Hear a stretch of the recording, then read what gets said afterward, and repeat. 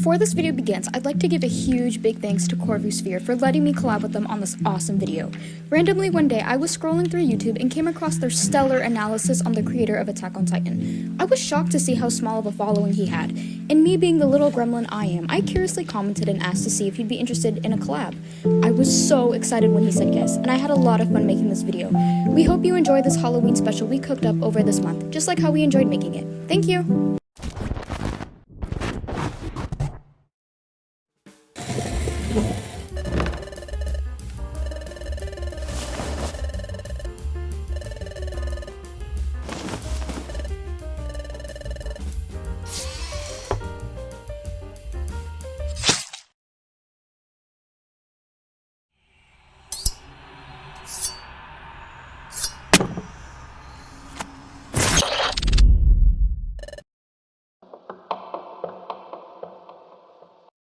How impressionable can the digital world really be on children? The Sasebo slashing is an odd incident that brings this question into focus. It's the story of an 11-year-old killer turned into an anime character by the internet. But beyond that, it's a prominent case study of the complex interplay between the real and the virtual, between society's responsibility and the individual's capacity for committing unspeakable acts. In this video, we'll analyze the details of the incident and discuss the strange way the internet reacted back to what it created in the first place. On a late spring afternoon in an Okubo elementary school classroom, a 6th grade class is getting ready for lunch. However, two children are missing, 11-year-old Natsumi Tsuji and 12-year-old Satomi Mitarai. The teacher noticed they were missing, though it wasn't an urgent issue. Moments later, Natsumi reappears, stained in blood, holding a box cutter. Natsumi approaches the teacher apologizing and stating, "I have done a bad thing." The teacher walks over to a nearby classroom, only to see Satomi face down in her own blood. As the police are called, panic ensues.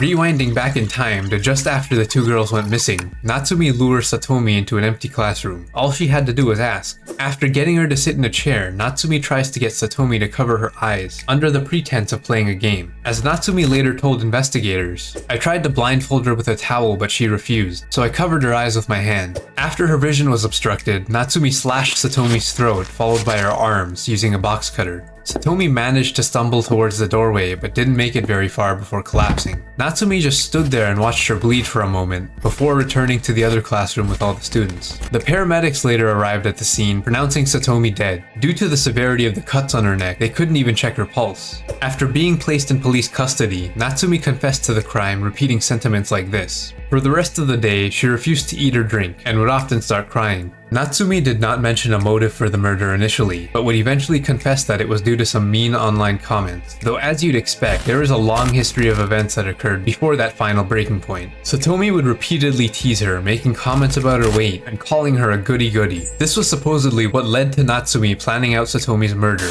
She started planning it 4 days earlier, inspired to use a box cutter after seeing it in a TV drama. However, Natsumi didn't seem to completely understand what she had done. She reportedly wanted to apologize to Satomi in person. She was quoted saying, "I wonder why I did it. If I thought and acted properly, it wouldn't have happened. I would like to apologize." A court ruling in Nagasaki Family Court resulted in Natsumi being sent to a reformatory in Tochigi Prefecture. She was sentenced to 2 years of involuntary commitment, which was later extended by 2 years in September 2006 after a psychological evaluation. Due to her communication issues and repetitive patterns of behavior, Natsumi was diagnosed with Asperger's syndrome.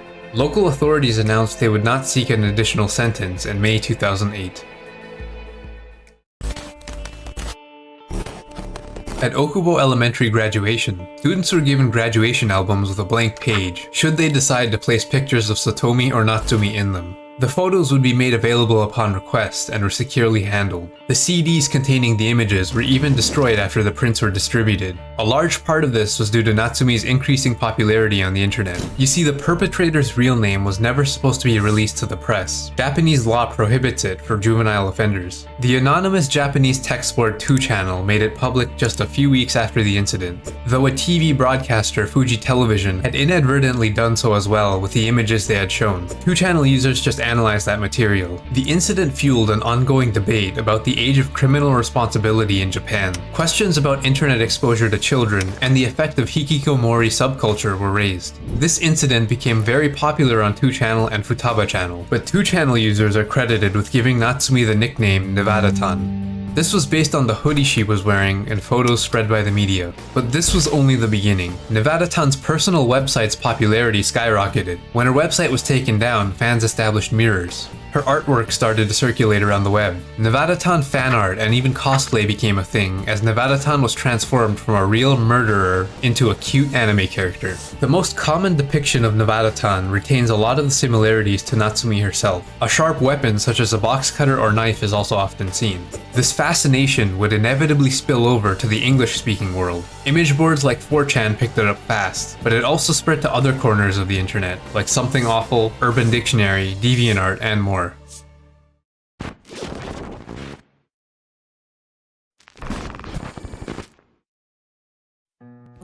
So how did such a terrible tragedy turn into an internet sensation? Why did the senseless murder of a child become a popular internet meme?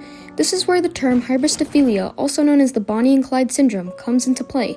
Hybristophilia is used to describe individuals who exhibit a sexual interest and attraction to those who commit acts of murder. And while there isn't really any clear proof that sexual attraction is involved in the case of Nevada-tan and her creation, it's evident that the people who contributed to it and spread this phenomenon had a distinct fascination with Natsumi. Now, the reasons behind this condition are not fully understood, but many speculate it stems from a desire to rehabilitate criminals without actual interactions, given their incarceration, or there's just no possible way to connect with these individuals. It's unreachable. Hybristophilia can also occur from a lack of emotion, representing some form of strength. Neurotypical people, aka the people that resonate with these serial killers, experience strong emotions, which can lead to negative experiences. They see psychopaths who appear to lack emotions as having a kind of inner strength that they don't possess. Essentially, they believe that no matter what happens, psychopaths just don't care. Psychopaths seem immune to heartbreak and emotional manipulation. But before we go any further into this condition, we need to delve into the psychology of Natsumi herself and why people seem to have a connection with her and the character made to represent her.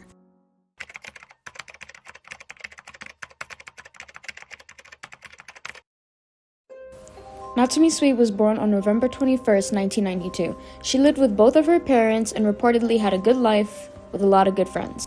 She was a very good student and was known for her high grades and IQ of 140 at Okubo Elementary School in Sasebo in the Nagasaki Prefecture when she was only 11 years old. She held many interests, such as basketball, and was actually on her school's basketball team.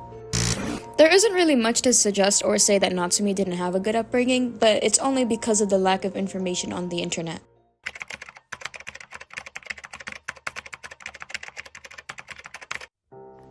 Natsumi was a happy child, but her grades began to slip because she focused more on basketball than her grades. In order for her to focus more on her grades, her mother took her off the basketball team so she could study more. This was when a switch was flipped inside Natsumi. She reportedly became depressed and was less engaging with her friends and family. Her grades were even worse now than from before when she played basketball. Because of her self-isolation, this gave Natsumi the opportunity to surf the internet more. She reportedly was obsessed with violent Japanese movies, with a particular one being her favorite called Battle Royale. If you're not aware, Battle Royale is like an extremely controversial movie. It's based off this already extremely controversial novel about Japanese students that are like forced to kill each other. Like even Toei Animation did not want to distribute this movie to the US, which like really speaks volumes on how bad this movie is. It's kind of interesting because it's like the US and like the US has like the most violent shit Okay, I'm going off topic, sorry. She soon created her own infamous website dedicated to extreme violence, gore, mutilations, violent 18+ content, and much more. Natsumi was in a bad spot, and we can presume she became infatuated with this content to gain some sort of self-jubilation. This was really strange for me because there isn't really much information that explains the sudden transition of content Natsumi was into. The psychology behind enjoying gore and horror can stem from the need of euphoria and stimulation. It's still extremely bizarre to me because she was said to be a very happy, joyous child, and I personally feel like watching this type of content would make people like her emotionally distressed more than anything, so this could imply there may just be more that occurred with Natsumi that we don't know about before the murderer.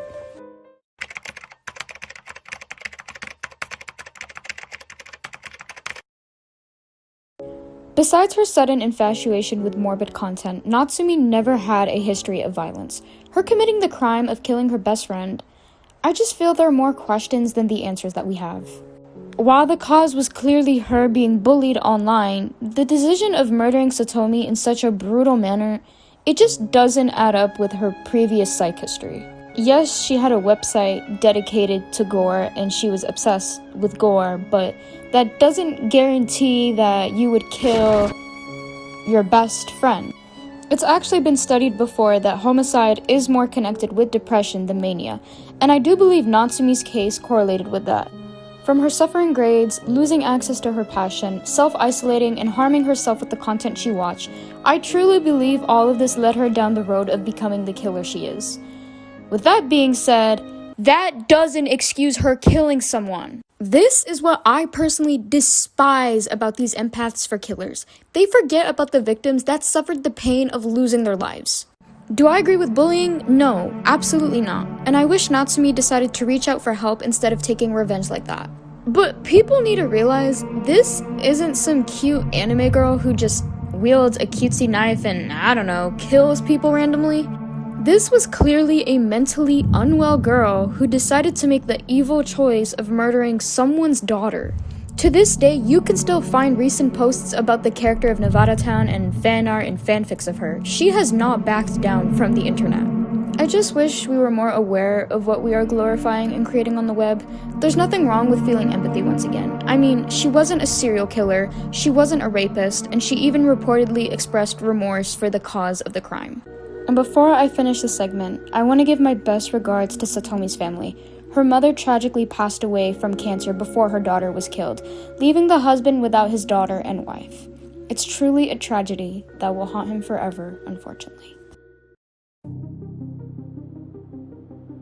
After Natsumi was released in 2008, it's very likely she changed her name. Today, she is 30 years old. Her current whereabouts are unknown. In Japan, there's a tendency for the general public to believe something is wrong with the whole family when one member commits acts such as this. Usually, the perpetrator's family breaks up and scatters. Natsumi's father was rumored to have lived in Sasebo for a while, though his current whereabouts are also unknown. The victim's family got to witness the Nevada-tan meme grow, with its popularity peaking in the mid-2010s. Satomi's father reportedly felt optimistic about the meme's popularity due to how much attention it brought to changing juvenile crime laws, though he wasn't sure if that would be enough. Satomi's brother would also comment, "There's no point in hating Natsumi. I don't know really, I'm just tired. Dad doesn't talk idly about revenge or anything either. In the end, I want her and me to live in the same community. I want to say, straighten up and live where I live." And finally, please note that we're not blaming one single factor for this crime. It's not completely because of the internet, Natsumi's relationship with her family, or arguments between her friends alone. The Sasebo slashing acts as a reminder that the protection and well-being of the youth in the digital age requires a multifaceted approach. Parents, educators, policymakers, mental health professionals, and society at large all have a role. Huge thank you to Emi-chan for collaborating with me on this video. She'll start putting out anime and manga related analysis videos really soon. Not to mention, more of the art you saw at the beginning of this video. I've linked her channel in the description and encourage you to check it out if you've enjoyed her analysis here.